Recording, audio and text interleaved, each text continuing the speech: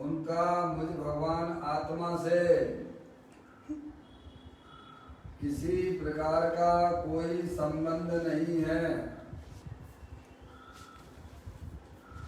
इस प्रकार से समस्त पर पदार्थों में अपने संबंध की वृत्ति को छोड़ते हुए अंदर जो अखंड ज्ञान ज्योति स्वरूप भगवान आत्मा है, उसमें ही वर्तमान पर्याय का संबंध जोड़ते हुए कि मेरा ये भगवान आत्मा सदा काल शरीर आदि पर पदार्थों से भिन्न प्रगट अखंड ज्ञान ज्योति स्वरूप है, ऐसा अपने आप को जानो और अनुभव करो कि मैं तो तीनों काल शरीर आदि पर पदार्थों से भिन्न प्रगट अखंड ज्ञान ज्योति स्वरूप ही हूँ।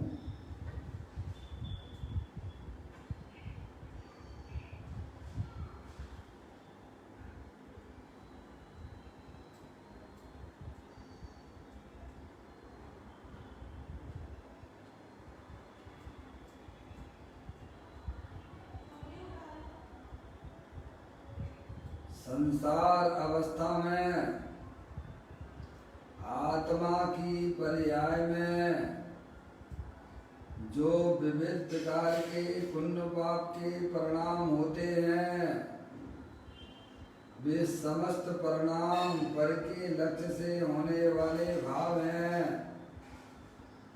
वे हमारे आत्मा का स्वभाव नहीं है। ऐसे समस्त रागादिक परिणामों में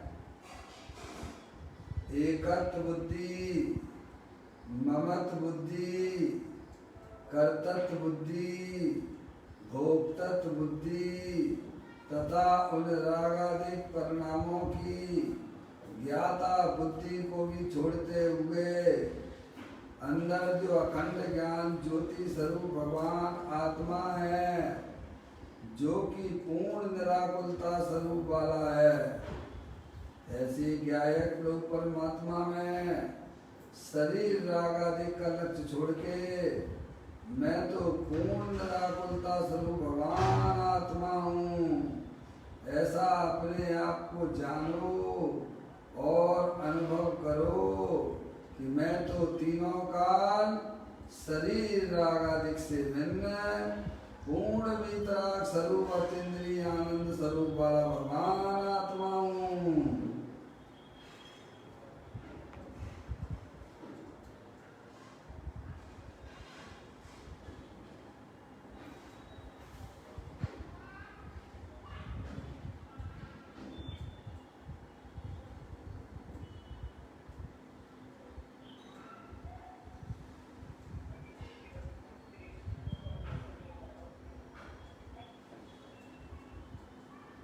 इसी प्रकार से संसार अवस्था में आत्मा की पर्याय में जो पर के लक्ष्य से होने वाला ज्ञान है, वह परलक्षी ज्ञान भी हमारे आत्मा का स्वभाव नहीं है।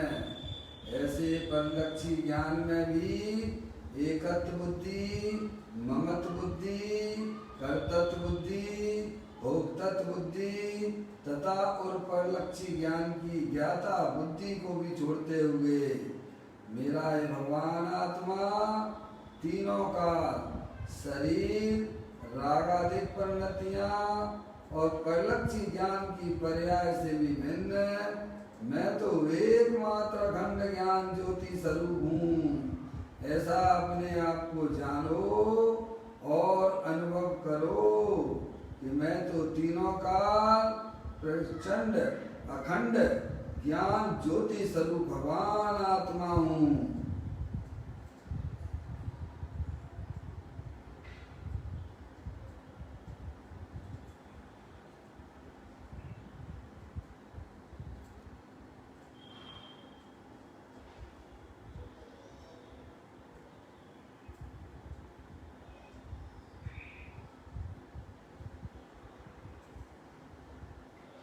मेरे भगवान आत्मा में शरीर रागादिक परिणतियां और परलक्षी ज्ञान की पर्याय भी प्रवेश नहीं करती है, क्योंकि मेरा ये भगवान आत्मा सदा काल शुद्ध विज्ञान घन स्वरूप वाला है। ऐसा अपने आप को जानो और अनुभव करो कि मैं तो तीनों काल शुद्ध विज्ञान घन स्वरूप भगवान आत्मा हूँ।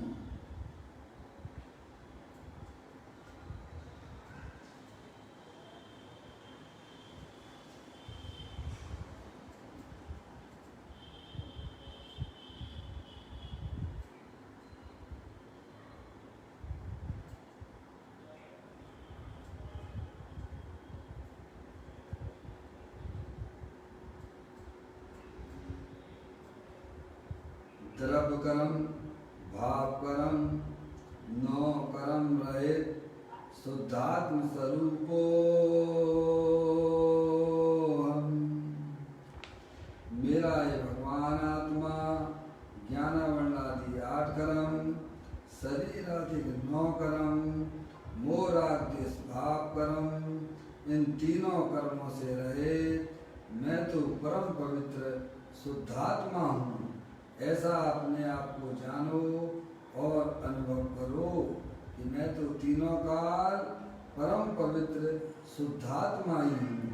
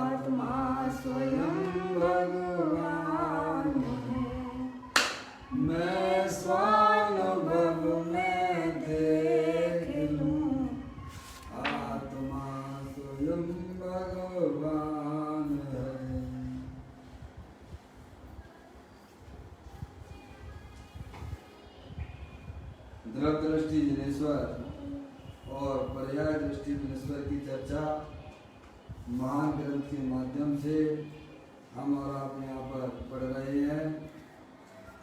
देखिएगा, पुस्तक निकाल लीजिए।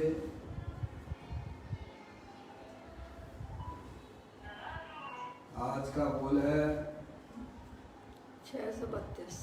632वें नंबर का बोल है। पेज नंबर 145 है। पढ़ते हैं।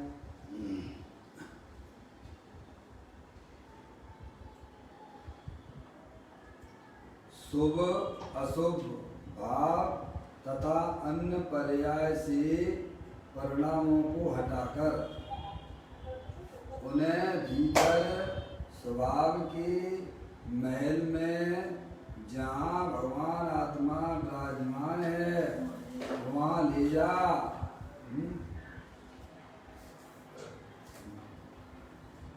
राग तो अंधा है, उसमें भगवान नहीं है, परंतु पर्याय जो निज वस्तु का ही अंश है। पर्याय तो निज वस्तु का ही अंश है, उसमें भी पूर्ण भगवान नहीं है। त्रिकाली गायक में जागृत स्वभाव में भगवान आत्मा है, उसमें निवास कर वहाँ जा। देखिएगा, अपनी आत्मा में रहने की बात की जा रही है नहीं? अपना जो आत्मा है अखंड ज्ञान ज्योति स्वरूप है, अनंत शक्तियों के भंडार वाला है, आरोपी है, समझने आप? उसमें ज्ञानी हमें रहने के लिए कह रहे हैं, समझ में आया भैया? क्योंकि अनादि अनंत काल हो गया है, हमने अपने आत्मा के स्वरूप को कभी जाना नहीं है नहीं? इसीलिए हमारी पर्याय में आज तक शांति की प्राप्ति नहीं हुई है। क्योंकि आत्म जो वस्तु है वह तीनों का सुख आनंद स्वरूप है, सुख शांति का भंडार है, समझ में आया भैया? जब तक हम अपने आत्मा के स्वरूप को नहीं पहचानेंगे, उसमें अपनापन स्थापित नहीं करेंगे, उसकी तरफ अपने पर्याय को नहीं ले जाएंगे, तब तक हमें अपनी पर्याय में सुख शांति मिलने वाली नहीं है। अनंत काल से तो मिली नहीं है, और अभी भी अगर हम वैरमुखी होकर पुरुषार्थ करते हैं भाई साहब, तो अनंत काल तक और नहीं मिलेगी। क्योंकि जहाँ पर चीज़ है वहाँ पर अगर देखने का प्रयत्न करोगे, वहाँ पर जाओगे, तो वह वस्तु मिलने की संभावना हो जाती है। देखिएगा, यहाँ ये कहते हैं शुभ अशुभ भाव, समझ गए नहीं आप? शुभ अशुभ भाव तथा अन्य पर्याय से परिणामों को हटाकर। देखिएगा, परिणाम के बिना कोई द्रव्य होता नहीं है, द्रव्य परिणाम के बिना नहीं होता है। परिणाम का मतलब पर्याय, परिणाम का मतलब क्या है? पर्याय, परिणमन, प्रति समय। हमारी आत्मा की पर्याय में भले ही अगर आप देखें शुभाशुभ भाव पूर्ण परिणाम हो रहे हैं, पर वे जो परिणाम हैं वे क्षणभंगुर तत्व हैं, विनाशी तत्व हैं, समझेंगे? ये विभाव रूप परिणाम है। लेकिन ये विभाव रूप परिणाम कहाँ पर देखे जाते हैं? ये रूपी हैं कि अरूपी हैं? ये शुभाशुभ परिणाम जो हैं वे रूपी हैं कि अरूपी हैं? अरूपी हैं, क्योंकि आत्मा भी अरूपी है, समझेंगे आप? ये शरीर में रागाधिक परिणाम नहीं होते हैं। दो वस्तुएं हैं आपके सामने, एक तो शरीर है जो अनंत उद्गम परमाणुओं का पिंड है, समझ गए? ये कुछ जानता दिखता नहीं है, और अंदर में वह चेतनेश्वर वस्तु है जो अरूपी है, अमूर्तिक है, अमूर्तिक प्रदेशों का पुंज, प्रसिद्ध ज्ञानादि गुणों का धारी, अनादि निधन वस्तु, वह चैतन्य वस्तु, वो मैं हूँ, समझ में आए? तो प्रति समय हमारी पर्याय में संसार अवस्था में ये शुभाशुभ परिणाम हो रहे हैं, समझ नहीं आया भैया? जानने की पर्याय भी हो रही है। तो यहाँ ज्ञानी हमें समझाते हैं कि शुभाशुभ भाव तथा अन्य पर्यायों से परिणामों को हटाकर, समझेंगे आप? शरीर तो बहुत दूर की बात रह गई है, समझेंगे? अंदर में जो हमारे शुभाशुभ परिणाम होते हैं, जो पुण्य पाप के परिणाम होते हैं, 24 घंटा देखिएगा, अपने परिणामों को देखिएगा। कभी अशुभ परिणाम हिंसा के, झूठ के, चोरी के, कुशील के, परिक्रय के होते हैं कि नहीं होते भैया? संसार अवस्था में होती है, समझना है भैया? आस रति अरति, शोक भय जुगुप्सा, स्त्री वेद, पुरुष वेद, नपुंसक वेद, ये सब अशुभ परिणाम हैं। आगे समझ में? और भगवान की पूजा का, भक्ति का, पर जीवों के प्रति दया का परिणाम, समझ? ये सब परिणाम जो है ये शुभ परिणाम है, ये शुभ भाव है। देखिएगा, जैन दर्शन इतना कठिन नहीं है जितना कठिन हमने उसको समझ रखा है, समझिएगा? उसका प्रेजेंटेशन अगर सही तरीके से अगर किया जावे तो समझने में कभी कोई दिक्कत आती नहीं है, समझने आप? देखिएगा, शुभाशुभ भाव तथा अन्य पर्याय से परिणाम को हटाकर, है शुभाशुभ भाव है, शुभाशुभ भाव तो होंगे, वो भी आने जाने वाले हैं। ये तो बहुत बढ़िया बात है कि वे स्थायी नहीं रहते हैं, समझ में तो खुद ही आते हैं और चले जाते हैं, समझ नहीं आप। तो हमें उनकी रुचि छोड़ना है, क्या है, हैं? क्योंकि अपन आत्मा है, कौन है अपन जानने देखने वाले, आत्मा है, शरीर नहीं है। ये तो आपने निर्णय कर ही लिया होगा कि आत्मा अलग चीज है और शरीर जो है अलग चीज है।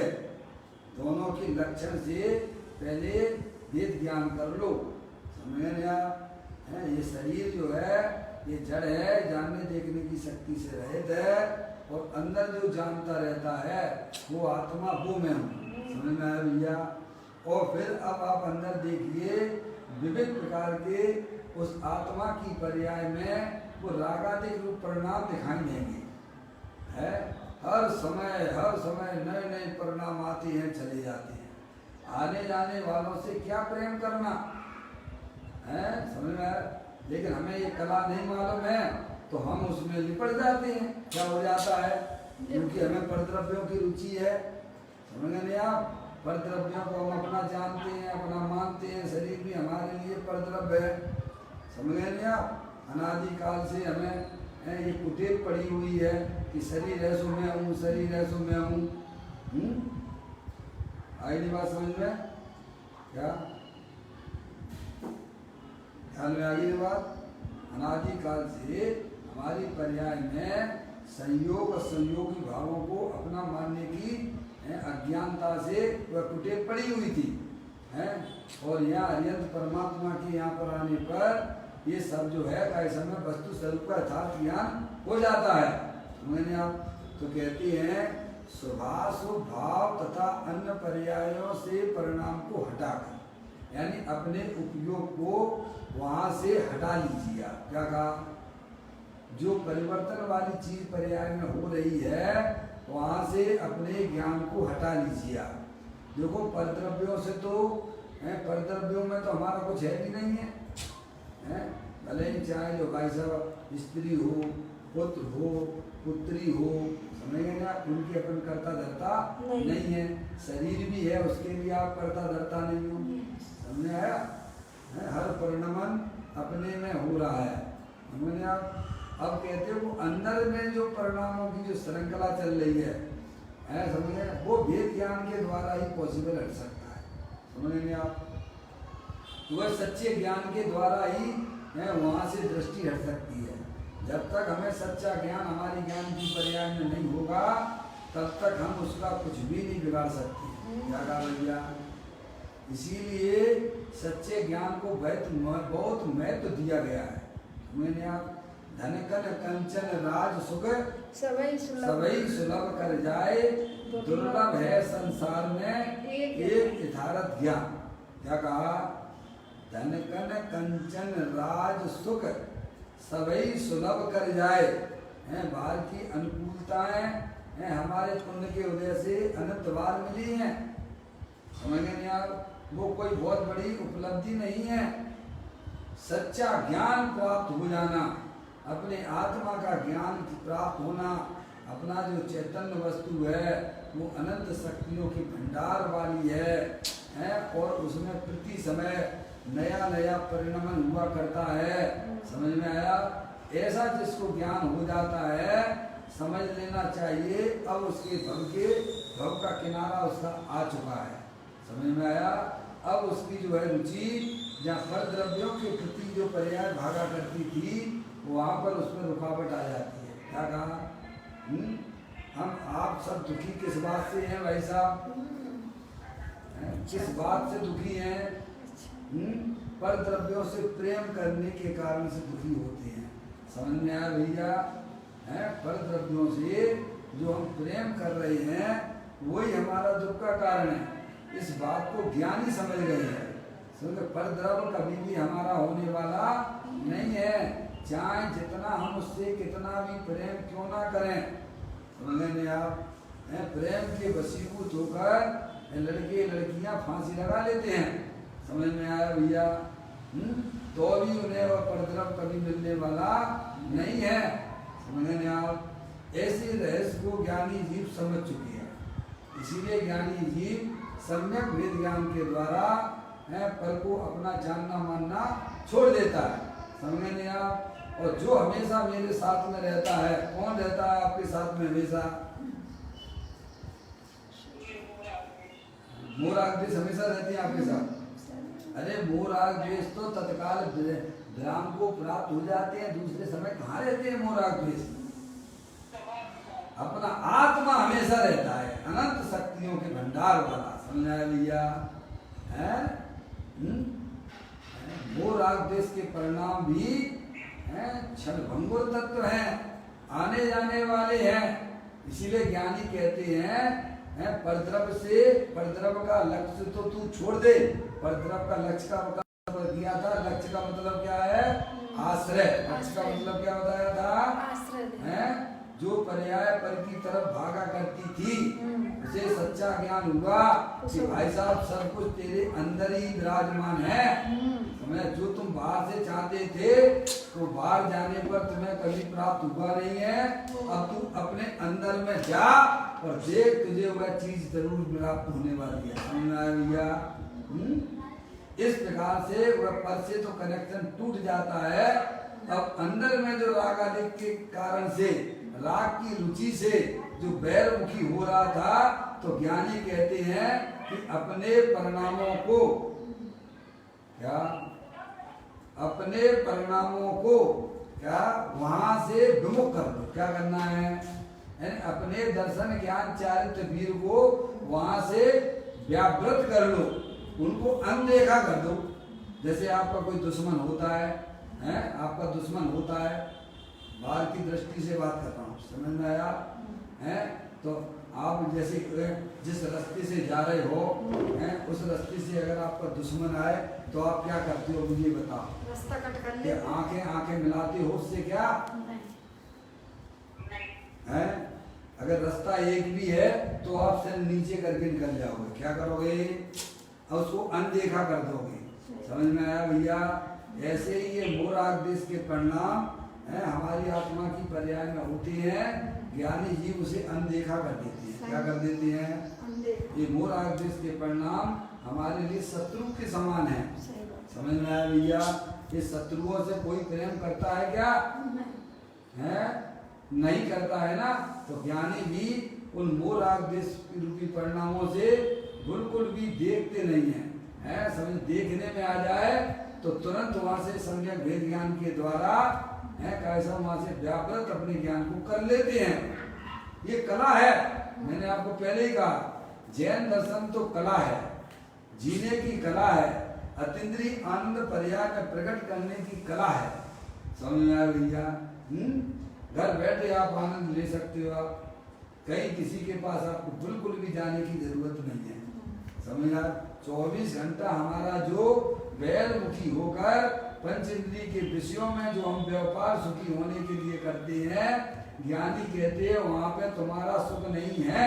समझ में आया भैया? तुम्हारा सुख तो तुम्हारे आत्मा के अंदर इतना भरा हुआ है कि तुम अनंत काल तक भी अगर खाते रहोगे तो भी वह खत्म होने वाला नहीं है। रहिए अनंता अनंत काल यथा तथा शिव परिणमे। तो ज्ञानी जीव हमें समझाते हैं शुभाशुभ भाव तथा अन्य पर्याय से परिणामों को हटाकर, यानी परिणामों को यानी अपनी पर्याय को हटा लेना। और फिर कहाँ लगाना है? पर्याय का काम तो आश्रय करने का है, पर्याय का काम तो अवलंबन करने का है। समझ में आया? तो हटाकर अपने ज्ञायक प्रभु परमात्मा में लगाना है। क्या भैया? बस इतनी बात अगर आपको समझ में आ गई है तो आप बैठ जाइए, कहीं भी बैठ जाइए। मैं तो आपको बारंबार कहता हूँ, चाहे आप घर पे बैठे हों, चाहे अपने आप दुकान पर बैठे हों, समझ में आया भैया? किसी भी स्थान पर हो, अरे नरक जैसी प्रतिकूलता भी हो ना, तो भी वह जीव अपनी आत्मा का आनंद लिया करता है। समझ में आया भैया? लेकिन कला जब तक अगर हमारे हाथ में नहीं आती है तब तक हम भाई साहब हमारा जन्म मरण का सिलसिला चालू ही रहेगा। चाहे कितनी भी धर्म के नाम पर क्रियाएं आप कर लीजिए, लेकिन आपने अपने रागादिक परिणामों की रुचि ना छोड़ी, अपने गायक प्रभु परमात्मा से प्रेम नहीं किया, तो वो सारा का सारा हमारा किया गया धार्मिक प्रतिष्ठान सब व्यर्थ हो जाती है। समझ में आया भैया? कहते हैं शुभाशुभ भाव तथा अन्य पर्याय से परिणामों को हटाकर का मतलब ये है उनका लक्ष्य मत करो, उनका आश्रय मत लो। हटाकर मतलब क्या है? उसे अनदेखा कर दो। क्या कर देना भाई साहब? अनदेखा है। ये तो वीरों का काम है, जिन्हें इस संसार में रखड़ पट्टी नहीं करना है, वे काम ये करते हैं। समझ में आया भैया? और जिन्हें पामर बन के घूमना है भाई साहब, तो घूमते रहिए, अनादिकाल से घूम ही रहे हो भाई साहब। उसमें क्या मिलता है? उस पर्याय में दुख के अलावा क्या मिलता है भाई साहब? कहते हैं शुभाशुभ भाव का मतलब सुने गए, दया दान पूजा भक्ति के परिणाम भी शुभ भाव कहलाते हैं, और हिंसा झूठ चोरी कुशील परिग्रह के परिणाम भी अशुभ कहलाते हैं। और अन्य पर्यायों से, समझ नहीं आप? अन्य पर्यायों से परिणामों को हटाकर, यानी अपनी दृष्टि को वहां से पलट लीजिए। अन्य पर्याय में क्या? अन्य पर्याय में जो है अन्न परद्रव आ गए। समझ में आ गए? अन्न परद्रव आ जाते हैं। परद्रव और पर भावों से अपने ज्ञान की पर्याय को व्यापृत करना, हटाना। समझ में आएगी भैया? इतना काम आपको करना है। चाहे आप भैया भगवान की खूब पूजा करो, खूब भक्ति करो, शास्त्र पढ़ो, सब कुछ करो, कोई मना नहीं है, लेकिन ये कार्य अगर हमारी पर्याय में नहीं हुआ तो भाई साहब समझ लेना हम मनुष्य पर्याय एक बार फिर हार गए। क्या कहा? सही बात है। मिली और ना मिली जैसी हो गई। अगर ये काम आपने कर लिया तो समझ लीजिए आपने जो है बहुत बड़ा काम अपने आत्मा के लिए कर लिया। समझा भैया? देखो शुभाशुभ भाव तथा अन्य पर्यायों से परिणामों को हटाकर उन्हें भीतर स्वभाव के महल में, समझ गए? अंदर में भैया देवन में भगवान आत्मा विराजमान है, चैतन्य महल है, वो ज्ञान आनंद की मूर्ति है वो तो उसमें क्यों रहना पसंद नहीं है क्या? भाई साहब अपना चैतन्य महल है, समझ में आया भैया?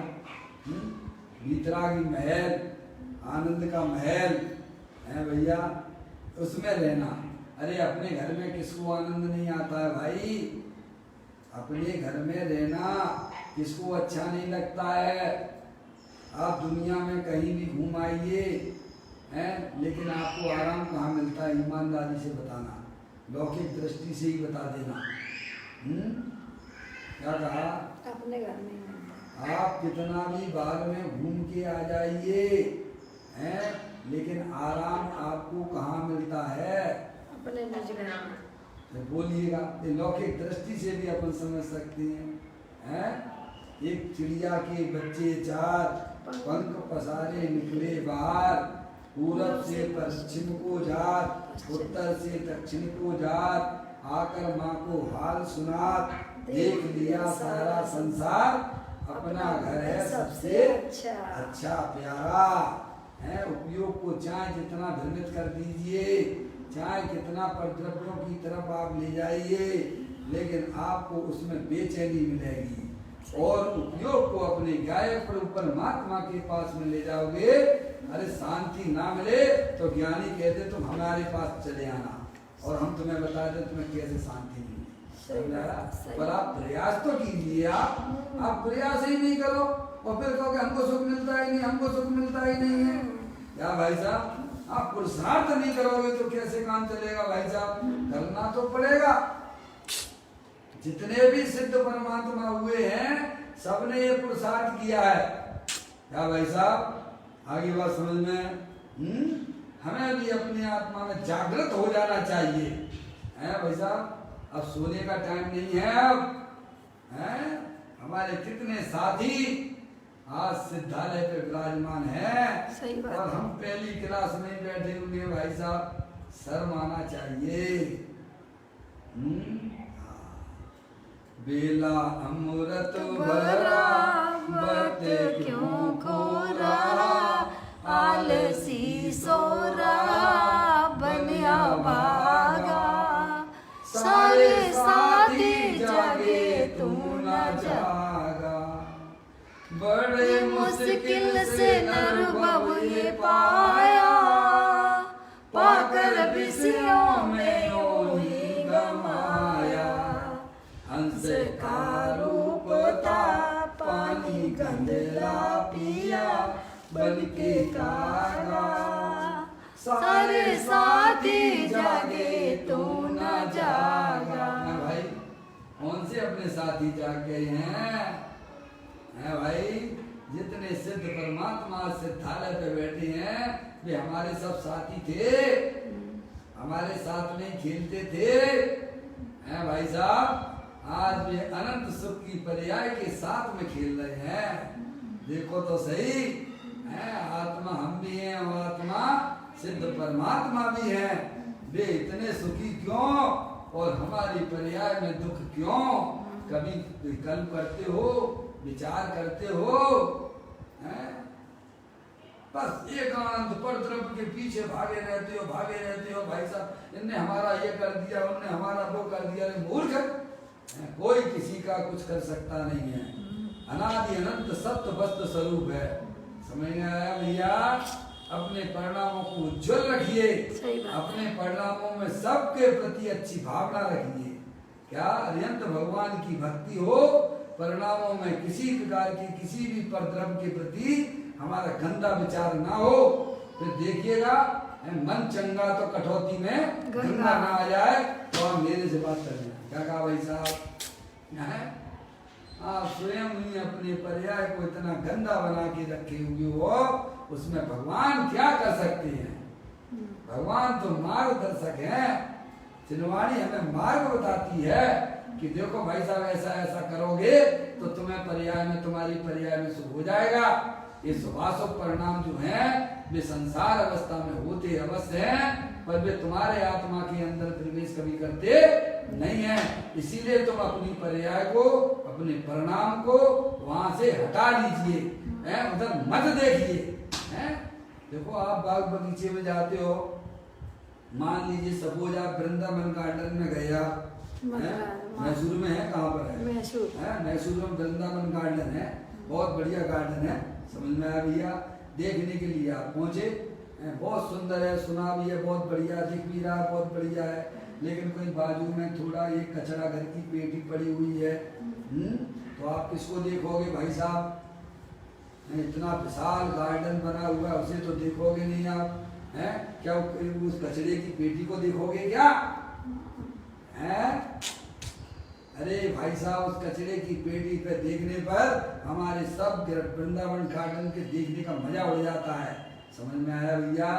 समझदार तो कभी भी कचरे की तरफ देखते नहीं है। ऐसे ही हमारी पर्याय में जो होने वाले जो मोरा जिसके परिणाम है वो भाई साहब इसी प्रकार से कचरे की डिब्बे के समान है। वे हैं अंदर में तो वृंदावन गार्डन है, विविध प्रकार के कैसे में खुशबू आ रही है। भैया विविध प्रकार के वहाँ फूल खिले हुए हैं, रत्नाकर रूप है भैया। देखिएगा, आप सोचिएगा, गंदगियों के बारे में बिल्कुल विचार मत करना, बिल्कुल उनकी तरफ से अपनी दृष्टि को हटा लेना।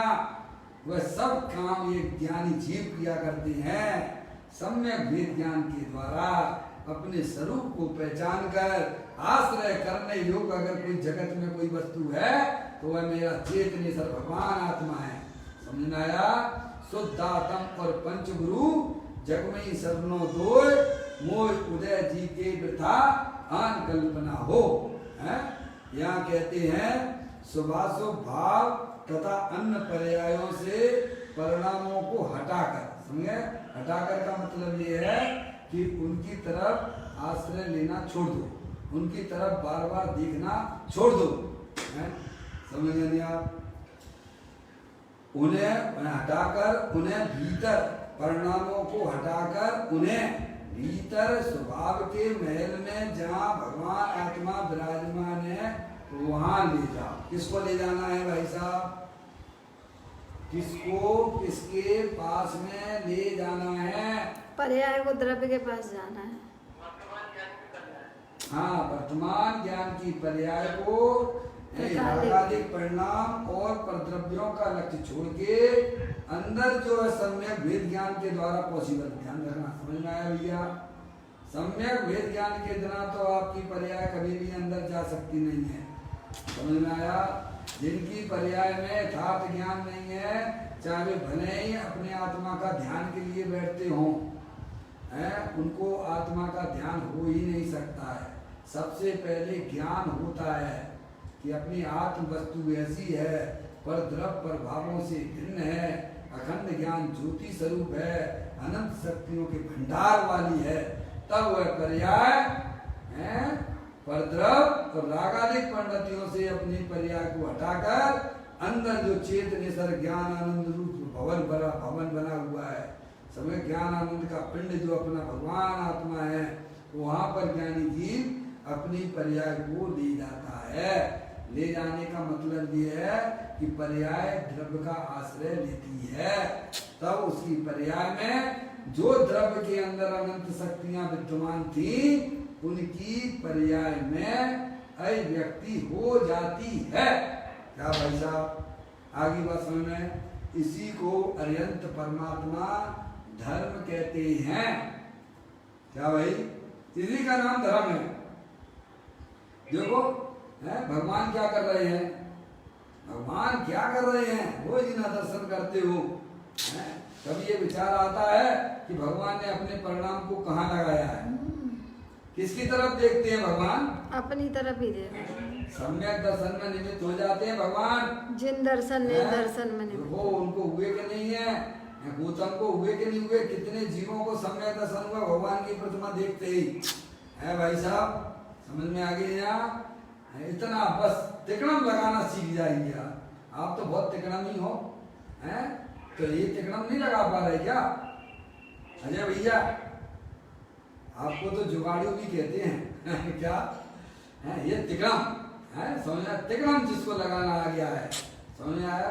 तो आपके कार्यों में तिकड़म तो बहुत लगाते हो, हैं भाई साहब? हैं किसी को खुश करना हो, हैं किसी से पैसा लेना हो, समझ में आया? कितनी झूठ मायाचारी के परिणाम करते हो आप, हैं?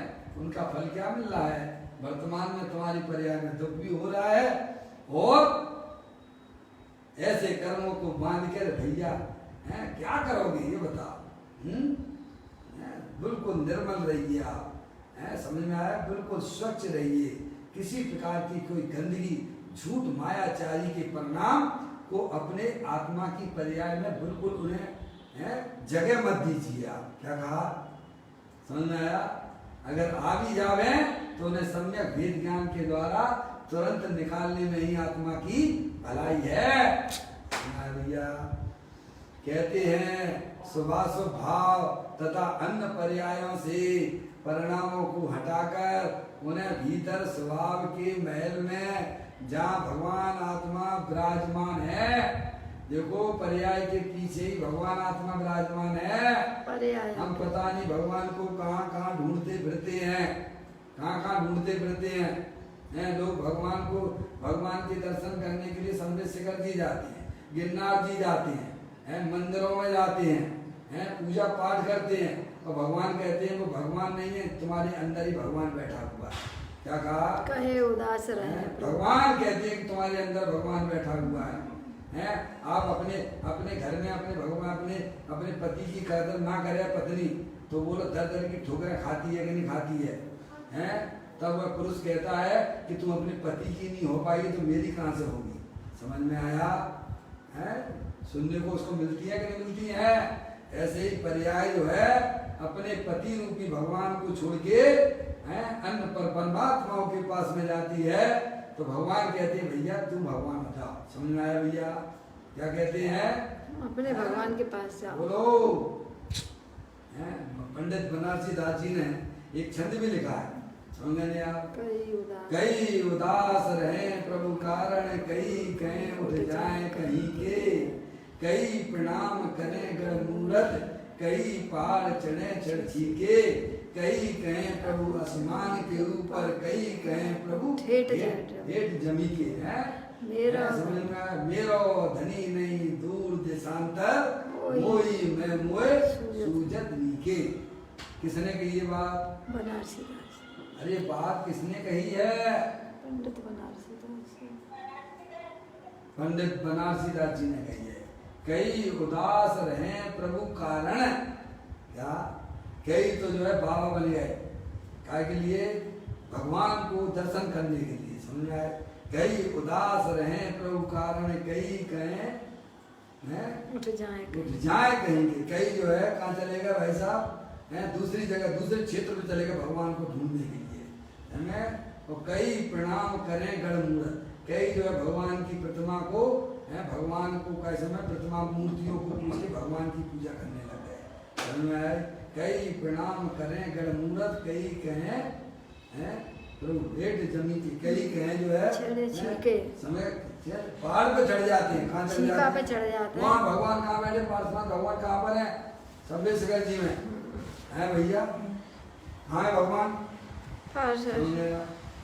संबेशगर जी में। और कई कहें आसमान, भगवान ऊपर रहते हैं। कहाँ रहते हैं? आसमान में रहते हैं। कोई कहते नहीं पाताल में रहती है। बनारसी दास जी कह रहे मेरो धनी नहीं दूर देशांतर, मोई मैं मोई सूजत नीके। क्या कहते हैं वे? कैसे थे बनारसी दास जी? 3 शादियां भी हुई उनकी, 9 बच्चे भी हुए, और फिर भी का समय सब 12 की टीम उनके सामने कर्म के उदय से सब संयोग का वियोग हो गया। समझ गया? अकेले भी वे अस्थि की मस्ती में मस्त रहते थे, अंदर में बिल्कुल भी सल नहीं आने दी। क्या कहा? या तो ये कोई अगर चला जाए अपने परिवार में से, तो उसी को माथे ठोकता रहता है। क्या करता रहता है? पूरी जिंदगी उसी की याद कर करके निकाल देता है। समझ में आया भैया? बनारसी दास जी के सामने उनकी 3 पत्नियां भी चली गई, 9 बच्चे थे, वे भी उनके सामने कर्म उदय से संयोग का वियोग हो गया, तो भी अस्थि की मस्ती में मस्त रहते थे। समय मेरो धनी नहीं दूर देशांतर, मोई मैं मोए सूजत नीके। समझ में आया भैया? आप स्वयं भगवान हो, बने बनाए भगवान हो। आपको भगवान होना नहीं है, होने का काम तो पर्याय में है। जब आप अपने आप को भगवान स्वरूप स्वीकार करोगे, तो पर्याय में भी आपका भगवान पना प्रकट हो जाएगा। समझ में आई भैया? ऐसी कला यहाँ बताई जा रही है। देखो, सुभाषुभ भाव तथा अन्य पर्यायों से परिणामों को हटाकर उन्हें भीतर स्वभाव के महल में, जहाँ भगवान आत्मा विराजमान है, आप वहाँ जाके भगवान के दर्शन करने जाते हो मंदिर में, हैं? तो कैसे जाते हो? जहाँ भगवान विराजमान हो वहाँ कैसे पहुँचते हो? तो अपने भगवान आत्मा के पास पहुँचने की यह कला बताई गई है कि आपके परिणामों में जो शुभाशुभ परिणाम है, वे सब आने जाने वाले हैं, उनकी तुम रुचि छोड़ दो। समझ में आया भैया? जहाँ आपने शुभाशुभ भावों की रुचि छोड़ दी, वहाँ पे परद्रव्यों से भी संबंध आपका टूट जाएगा। समझ में आया भैया? राग के कारण ही तो परद्रव्य से संबंध जुड़ा हुआ है ना। काय के कारण से जुड़ा है? बोलो, स्त्री से आपका क्या संबंध? पति से आपका क्या संबंध? राग का ही संबंध है। काय का संबंध है? बच्चों से आपका काय का संबंध है? राग से। अरे वो राग द्वेष से ही तो संबंध बना के रखा है ना। तो आपके पास में वो कला है कि आप अंदर ही अंदर बैठे बैठे उन रागादिक परिणतियों की धज्जियां उड़ा सकते हो। समझ में आया भैया? सामने वाले को पता भी ना पड़े, और पहले से आपका अच्छा और व्यवहार हो जाएगा। क्या हो जाएगा? समझ में आया? जो परद्रव्यों के साथ में जो हमारी स्त्री थी, पुत्र थे, पुत्री थे, समझे थोड़ा चिड़चिड़ापना आ जाता था। समझ गए नहीं आप? जहाँ अंदर में आपने रागादिक से धज्जियां उड़ा दी, तो आपका परिवार के साथ में भी आपका बहुत बढ़िया संबंध हो जाते हैं। क्या कहा? ये ऐसा है, ओरिजिनल संबंध है। ये संबंध नहीं होने वाला भी संबंध है। क्या कहा? समझ में आया? ऐसी बातें हैं। समझ में आया भैया? तो ज्ञानी जीव ने सब किया है। समझ में? हमें भी ज्ञानी बनना है, तो हमें इसी प्रकार से जो अर्यंत परमात्मा ने जो विधि बताई है उस विधि में अगर हम अपने उपयोग को लगा लेते हैं तो अवश्य हमारी पर्याय में आकुलता रूप पर्याय की अपविदा हो जाएगी और निराकुलता रूप पर्याय की प्राप्ति हो जाती है। तो यहाँ कहते हैं शुभाशुभ भाव तथा अन्य पर्यायों से परिणामों को हटाकर उन्हें भीतर स्वभाव के महल में जहाँ भगवान आत्मा विराजमान है, समझ कहाँ ले जाना है पर्याय को? भगवान आत्मा को कहाँ ले जाना है? भगवान आत्मा के पास। भैया समझ में आया भैया? अब ये है काम। अब इसमें आपको क्या पैसा लग रहे हैं? बोलिए भाई साहब, कितने पैसे खर्च करना पड़ेंगे कि ये काम पैसे से होता है क्या? है ये काम पैसों से होता है क्या? इसीलिए पंडित जी साहब है ना, रतनकरण सराफाचार्य, क्या नाम है, सदाशिव दास जी, उन्होंने कहा ऐसा धर्म मूल नहीं मिले, ऐसा धर्म संबित शिखर जी में भी नहीं मिले, ऐसा धर्म मंदिर में भी नहीं मिले जो तुम लेके पैसा लेके खरीद के आ जाओ।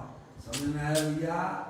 जब आत्मा के अंदर सम्यक भेद ज्ञान की किरण जगती है तब वह पर्याय और द्रव्य प्रभावों का लक्ष्य छोड़ देती है और ज्ञाता रूप से परिणमन करने लग जाती है। ये है, इसका नाम धर्म है। समझ में आया भैया? सब कर सकते हैं। त्रियंच गति के जीव संगी पंचेंद्री जीव भी कर सकते हैं, नार की जीव भी करते हैं और मनुष्यों को करने में कोई तकलीफ होना ही नहीं चाहिए। समझिए आप?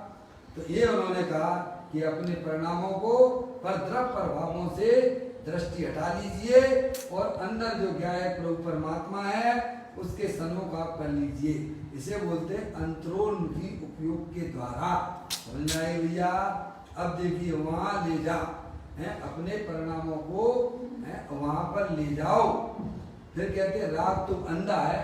राग क्या है? वो राग तो इसके परिणाम वे स्वयं अंधे है, ना तो वे स्वयं को जानते हैं ना वे आत्मा को जानते हैं ना पर को जानते हैं। समझ में आया? वो तो अंधा है।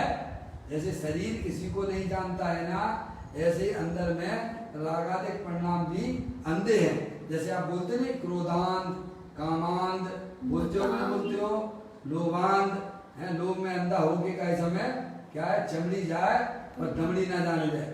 समझ गया? लोभी व्यक्ति का अंश भी नहीं, भगवान होने की तो बात छोड़ दीजिए। समझ नहीं आप? कहते हैं राग तो अंधा है, उसमें भगवान आत्मा नहीं है। अंधकार में आपको क्या दिखने वाला? बोलिए आप। अंधकार हो, कमरे में अंधकार हो, उसमें कोई सूर्य की वस्तु भी दिखेगी आपको? कोई नहीं दिखेगा अंधकार में। ऐसे ही राग में आज भगवान आत्मा के दर्शन नहीं होती हैं। समझ में आया?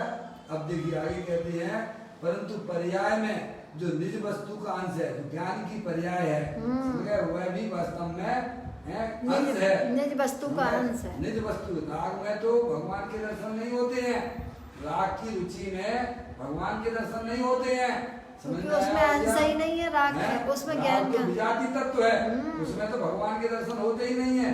लेकिन जो जानने रूपी पर्याय है, ज्ञान की जो पर्याय है, पर्याय जो निज वस्तु का अंश है, उसमें भी पूर्ण भगवान नहीं। समझ में आया भैया? समझ गए? उस पर्याय के अंश का भी लक्ष्य छोड़ दीजिए आप। क्या करना?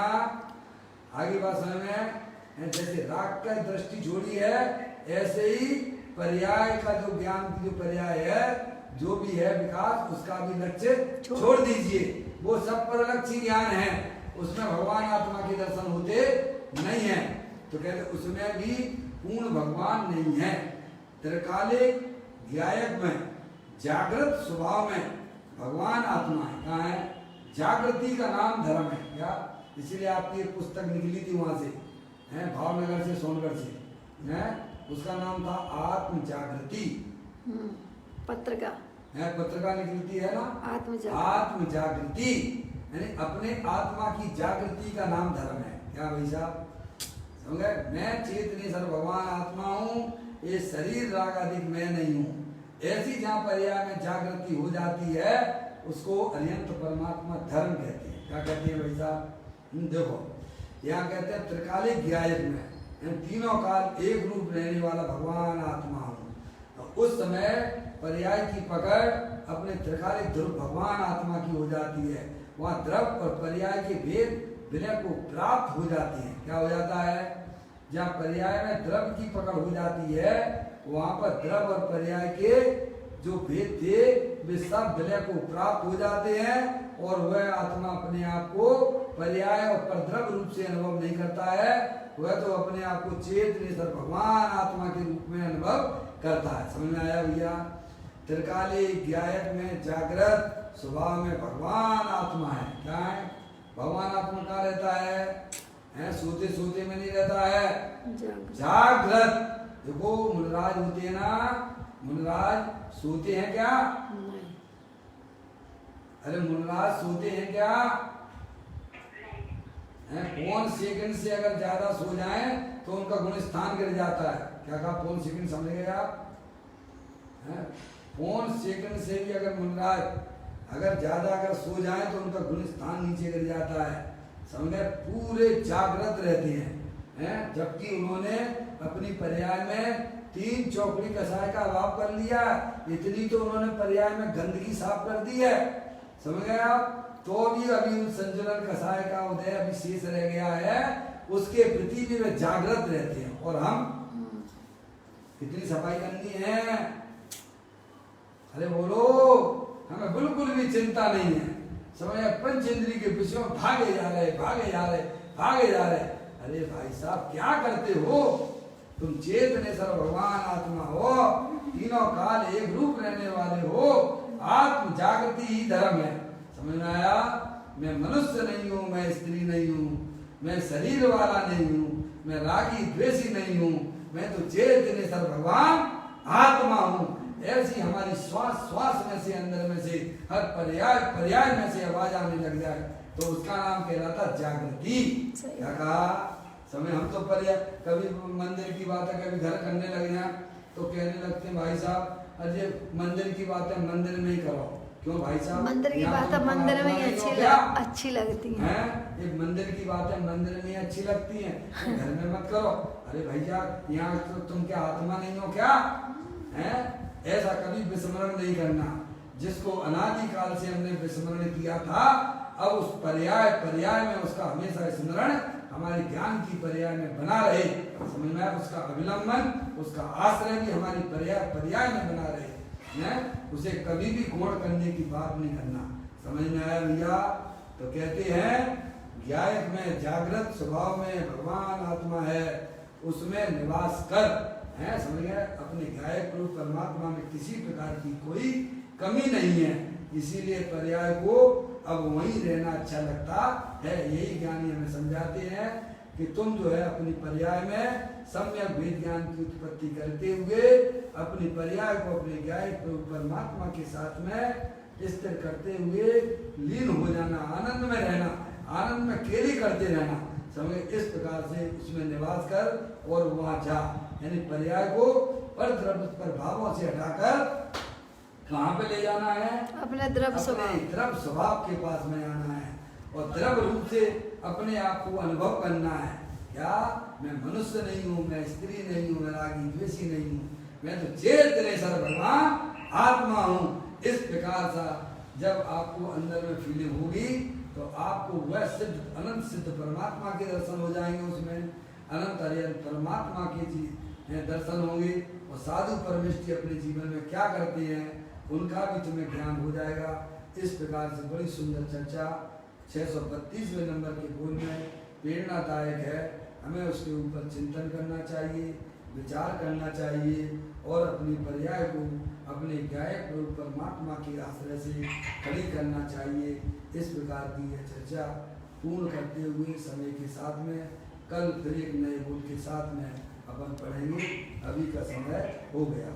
चैतन्य का सुमरण प्रतिक्षण करो रे, भवि के अनंत दुख को पल में हरो रे, अक्षय अनंत निज शौक निदान पाओ, गाओ रे नित इसी के गीत गाओ।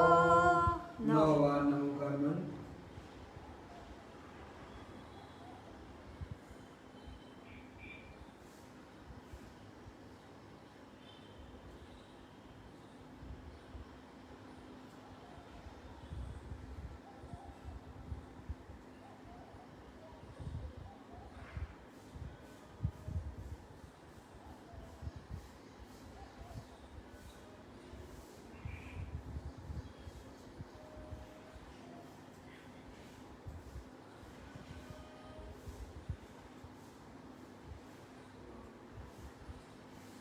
बोलो द्वादशांग जनमाणी माता माता की जय। महा